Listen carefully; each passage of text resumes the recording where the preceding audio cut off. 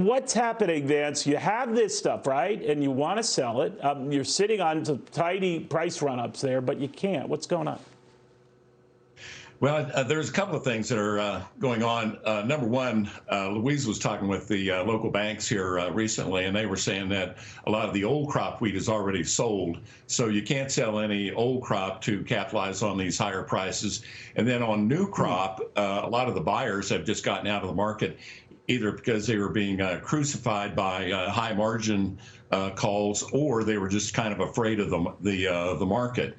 And so consequently, we're kind of in a lot of these areas in no man's land. You can't sell old crop because you don't have any. You can't sell new crop because, local markets that, don't have a bid on that yet. And the new crop is what's growing in the field right now. So that's what, people are trying to capture the higher price for the new crop and delivery in the end of June.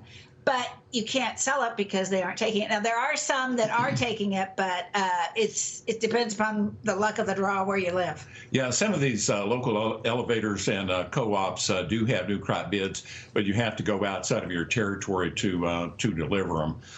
Anyway, we're looking at a very explosive wheat market. Normally out here in the past several years, a standard wheat price was about $5 a bushel. Right now, it's 10, and had been flirting with $12 a bushel before. Wow. We had a big market retracement by buyers.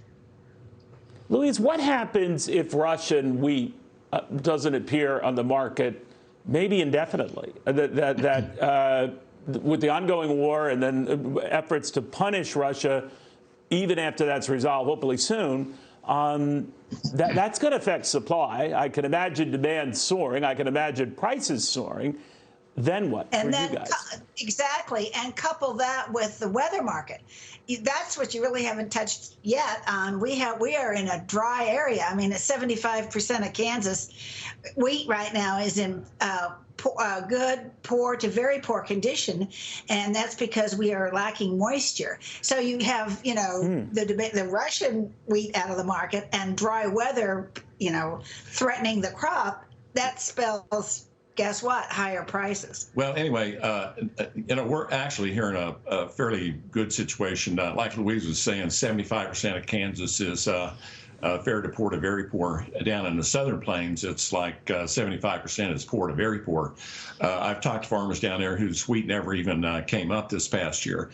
But, going back to your question about the Ukraine thing, that is one of the two real big factors affecting this wheat market right now. As I understand it, Russia is still able to export their wheat, but Ukraine, which is also a major wheat exporter in the world, I've heard several sources, one of which is they cannot export at all. And as a matter of fact, the Russian Navy is blockading 100 to 300 ships that are trying to get out of there loaded with wheat.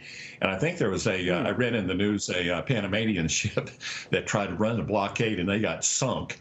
So it's going to be real interesting to see where this goes. A lot of the old crop in Ukraine has already been exported, maybe 75%, but new crop is totally blocked.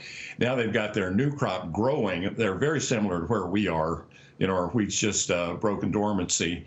But are those farmers going to be able to get out there and fertilize and harvest the crop? One of the favorite targets I've heard of the Russian army over there are farm tractors, and they've probably had a lot of their fuel stolen by the Russians. So, and it's going to take years to rebuild that agriculture and all that infrastructure over there. So this is a long-term problem. Yeah, I had no idea how it weaves through our whole system, how it could stick around a while. Guys, hang in there. Vance and Louise Ehmke, as a couple, you also shared with each other, explaining this to me. That's a sign of a strong couple there, by the way. I don't know if my wife and I could do the same thing, because I would probably steal all the thunder from her. Guys, thank you both very, very much. Have a wonderful weekend. I appreciate all of it.